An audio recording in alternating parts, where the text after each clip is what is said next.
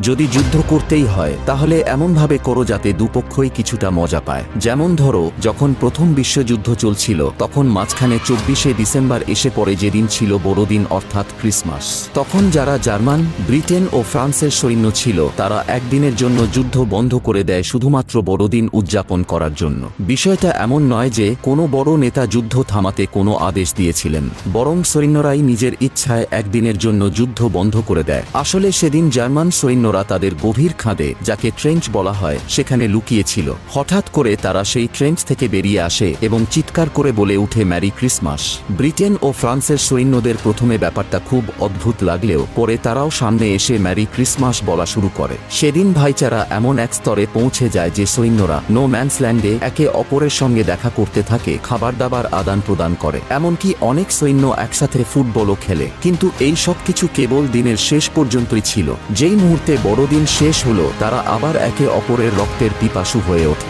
এই ঘটনাটি ছিল অত্যন্ত চমকপ্রদ, যা ইতিহাসে ক্রিসমাস ট্রুস 1914 নামে পরিচিত।